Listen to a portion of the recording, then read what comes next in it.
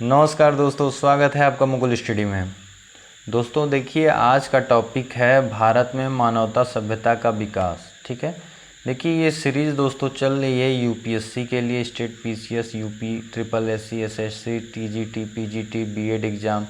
ठीक है, आदि जितने भी एग्ज़ाम आते हैं बैंकिंग सेक्टर का छोड़ के बाकी सभी एग्ज़ामों के लिए बहुत ही इम्पोर्टेंट है।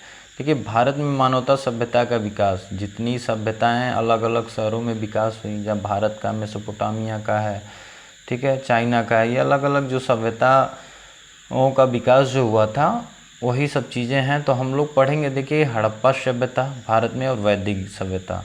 ठीक है, हड़प्पा इम्पॉर्टेंट है और वैदिक सभ्यता इम्पॉर्टेंट, आप सबको पता है। तो जितने भी मतलब इससे क्वेश्चन बनते हैं हड़प्पा और वैदिक से, वो सारे हम लोग ऑब्जेक्टिव क्वेश्चन देखेंगे बहुविकल्पी में, और इसका प्रॉपर नोट्स हम लोग बनाएंगे एक अच्छे तरीके से। इससे रिलेटेड मतलब हड़प्पा और वैदिक सभ्यता से रिलेटेड जितने भी क्वेश्चन पेपर में हैं तो कोई छूटे ना। तो आप लोग वीडियो को अंत तक देखिएगा। अगर आपको वीडियो पसंद आएगा तो लाइक भी करिएगा, शेयर भी करिएगा, और ज़्यादा से ज़्यादा आप लोग क्या करिएगा, सब्सक्राइब भी करिएगा। ओके, ठीक है, चलिए टॉपिक पे चलते हैं। देखिए क्वेश्चन, देखिए यहाँ से बनता है सिंधु सभ्यता के महत्वपूर्ण उत्खनन स्थल। इसमें कुछ है, एक डेमो की तरह बता रहा हूँ कि जैसे क्या क्या आता है। आप सबको पता है कहाँ से क्वेश्चन आता है, तो आपको बस देखना है वीडियो और बार बार रिवाइज करना है, नोट्स तो बनाना ही बनाना है आपको। ओके, देखिए हड़प्पा का जो खोज हुआ था 1921 में हुआ था। किसने किया था? दयाराम साहनी जी ने। देखिए हड़प्पा जो है किस नदी के किनारे है? रावी नदी के। तो इम्पोर्टेंट होता है, 4-5 क्वेश्चन यहाँ से ही बन जाएगा। ओके, आगे देखिए मोहनजोदड़ो, ये 1922 में इसकी खोज हुई थी। राखल दास बनर्जी ने किया था, सतलज नदी पे है। तो देखिए दोस्तों, पूछता है हड़प्पा शहर जो है इस प्रेजेंट टाइम में कहाँ पे है, या मोहनजोदड़ो है प्रेजेंट टाइम में कहाँ पे? ये पाकिस्तान में पड़ता है। ठीक है, चन्होदड़ो देखिए 1931 में इसकी खोज MC मजुमदार ने किया है, सिंधु नदी के किनारे। रोपड़ देखिए 1953 ईस्वी में यज्ञदत्त शर्मा जी ने, सतलज नदी। कालीबंगा देखिए 1953 में घोष जी ने किया है, घग्गर नदी के किनारे। लोथल देखिए 1955 में इसकी खोज हुई है, MR राव जी ने, भोगवा नदी के किनारे। ओके, तो ऐसे ही हम लोग राखीगढ़ी हो जाएगा। ठीक है, ऐसे जितने भी मतलब पुराने स्थल हैं प्राचीन के, एंशियंट के, सारे हम लोग देख लेंगे एक एक करके। तो ये ऐसे एक डेमो की तरह है, इसको ऐसे ही देखिएगा। ओके, इसका नोट्स प्रॉपर बनाइएगा। चलिए आगे चलते हैं। आगे देखिए, जैसे पूछता है जो प्राचीन नदी है उसका आधुनिक नाम, या आधुनिक नदी है उसका प्राचीन नाम, उल्टा करके पूछ देगा दोनों। तो ऋग्वैदिक नदियाँ कौन कौन सी थीं इसके बारे में जानेंगे। देखिए पहले देखिए क्रुमु को आधुनिक नाम इसका है कुर्रम नदी है। गोमती का देखिए गोमल नदी है। स्वास्तु का देखिए स्वात नदी है। सिंध का देखिए सिंध नदी है। वितस्ता का देखिए झेलम नदी है। अस्किनी का देखिए चिनाब नदी है। परुषड़ी को देखिए रावी नदी कहते थे, मतलब कहते हैं प्रेजेंट टाइम में। सतुद्री नदी को देखिए अब सतलज कहते हैं।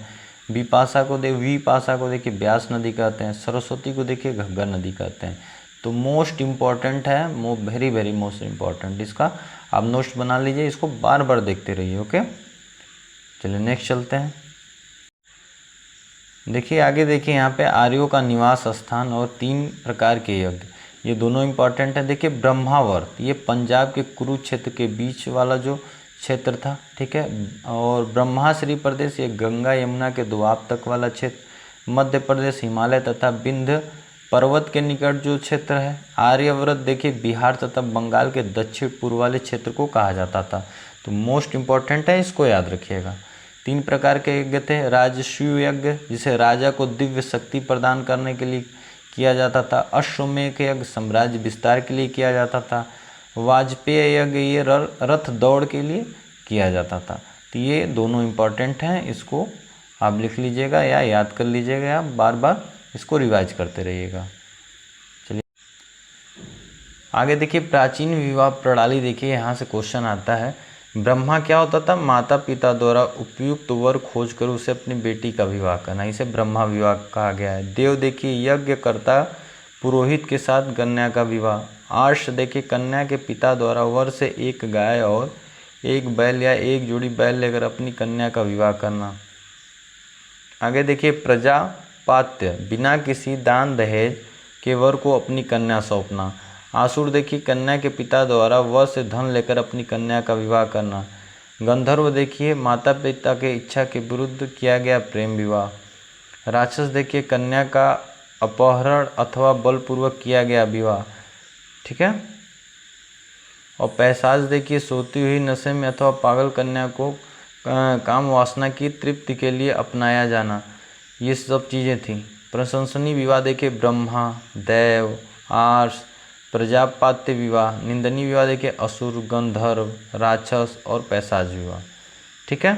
तो गंधर्व क्या था, इसको भी क्या माना गया है, आपको क्या माना गया, इसको माता पिता की इच्छा के विरुद्ध किया गया प्रेम विवाह, ठीक है। इसको निंदनीय माना गया है, तो इसको याद रखिएगा। इधर देखिए 16 जो संस्कार थे कौन कौन से, देखिए गर्भाधान, पुष्पवन, सीमांतोन्नयन, जात कर्म, नामकरण, निष्क्रमण, अन्नप्राशन, चौल कर्म, कर्णवेधन, विद्यारंभ, उपनयन, वेदारंभ, केशांत, समावर्तन, विवाह, ठीक है, अंत्येष्टि। ये जैसे 16 जो संस्कार हैं, 16 संस्कार हैं, इनमें से 3 का जैसे 4 ऑप्शन देता है ना, उसमें से 3 ऑप्शन सही देगा, 1 गलत देगा, तो उसी में से आपको गलत छांटना होता है। तो छोटी सी छोटी चीज़ें हम लोग पढ़ेंगे कि आप लोग का गड़बड़ ना हो। देखिए पंच महायज्ञ क्या होता था,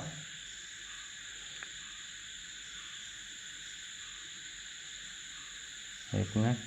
देखिए पंच महायज्ञ होता था देव यज्ञ के दौरान अग्नि में आहुति देना, ठीक है। पितृयज्ञ, पितरों को तर्पण सम्मान। नृ अतिथि, नृ क्या होता था, अतिथि होता था। यज्ञ अतिथियों का समुचित सत्कार। भूत यज्ञ जीवधारियों का पालन के लिए। ब्रह्मा यज्ञ वेद शास्त्रों का अध्ययन और स्वाध्याय के लिए, ठीक है।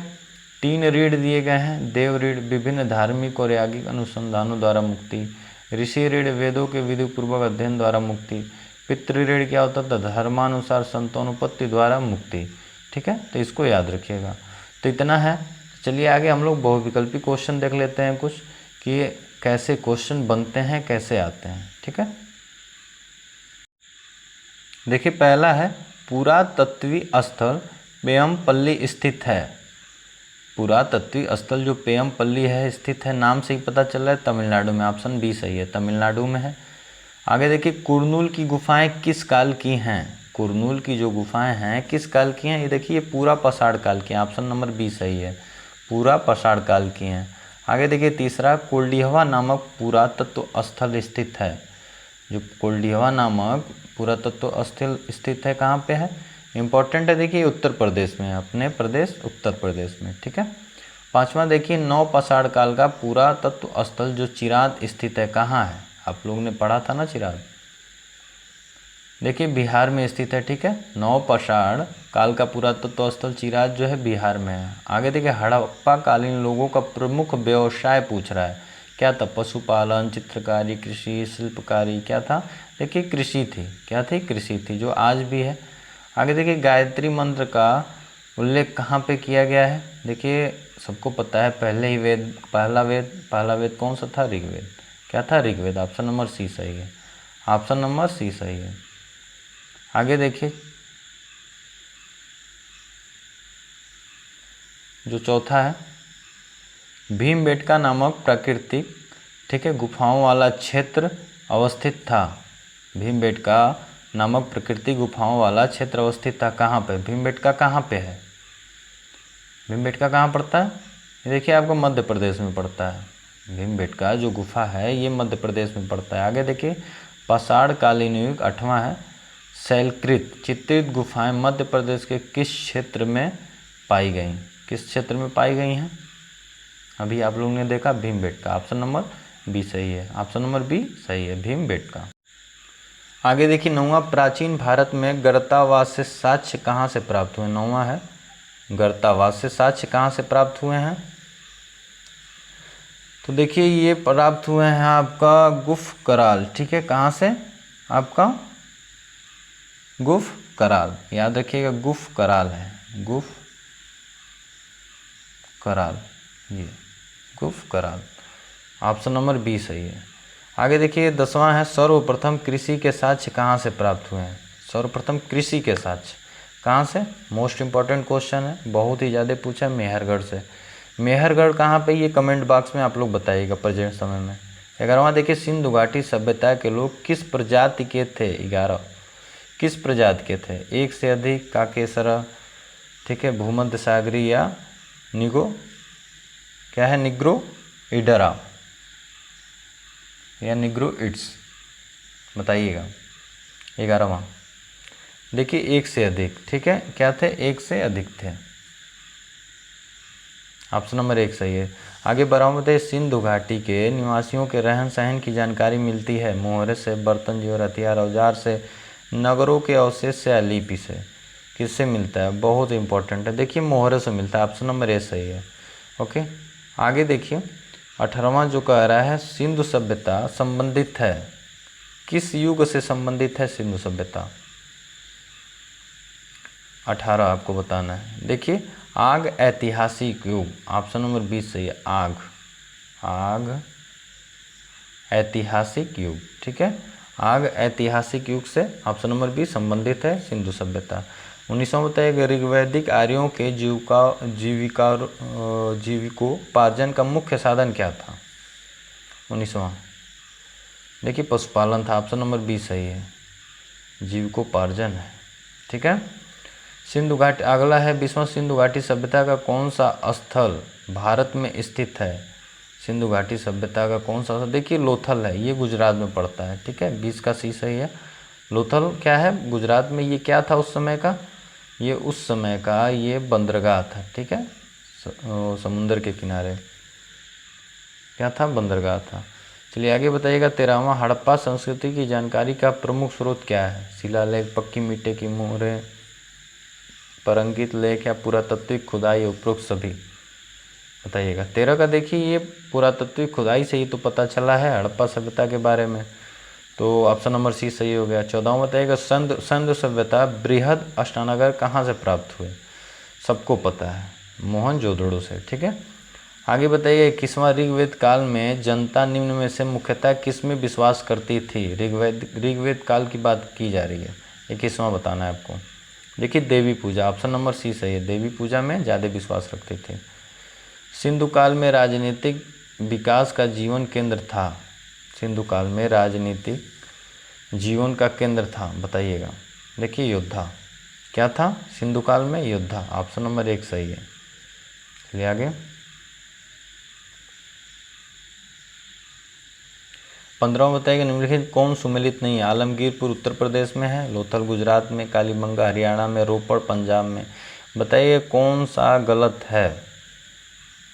देखिए 15वां का सी आपका कालीबंगा हरियाणा में नहीं है, राजस्थान में पड़ता है, तो ऑप्शन नंबर सी आपका सही हो जाएगा। पूछ रहा है नहीं है ना, तो आपको नहीं बताना, तो कालीबंगा आपका राजस्थान में पड़ता है, न कि हरियाणा में। हरियाणा में राखीगढ़ी, ठीक है, इसको याद रखिएगा। सिंधु घाटी सभ्यता को आर्यों से पूर्व रखे जाने का महत्वपूर्ण कारक है? सिंधु घाटी सभ्यता को आर्य से पहले क्यों रखा जाने का कारण है? क्योंकि देखिए यहाँ पे नगर नियोजन था, आगे 17वां बताइए, सोम किसके देवता माने जाते हैं? सोम आसान है, पृथ्वी का। सोम किसके देवता माने जाते हैं? पृथ्वी का। चलिए आगे बताइएगा, चित्रित धूसर भांड किस संस्कृति की विशेषता है? सबको पता है किसकी है? देखिए वैदिक। चित्रित धूसर भांड किसकी है? वैदिक सभ्यता की, संस्कृति की। 24वां बताइएगा, आरंभिक वैदिक साहित्य में सर्वाधिक वर्णित है? देखिए सिंधु नदी। कौन सी है? सिंधु नदी। सबसे पुराना वेद कौन सा है? सबको पता है, ऋग्वेद है, ऑप्शन नंबर 20 सही है, ठीक है। तो दोस्तों देखिए इतना क्वेश्चन था और टॉपिक था, इसमें और भी नोट्स हैं तो उसको कराएंगे, फिर इसमें क्वेश्चन ऑब्जेक्टिव कराएंगे। फिलहाल के लिए इतना है, तो इसको आप लोग बार बार देखते रहिएगा। अगर आपको वीडियो अच्छी लगे तो लाइक करिए, सब्सक्राइब करिए और ज़्यादा से ज़्यादा शेयर करिए। ओके, कोई भी क्वेश्चन छूटेगा नहीं दोस्तों, अगर आप क्लास रेगुलर करेंगे तो कोई भी क्वेश्चन पेपर में छूटेगा नहीं। जितने भी एग्ज़ाम में यहाँ से क्वेश्चन आते हैं, ठीक है, सभ्यताओं से। ओके, ठीक है, थैंक यू।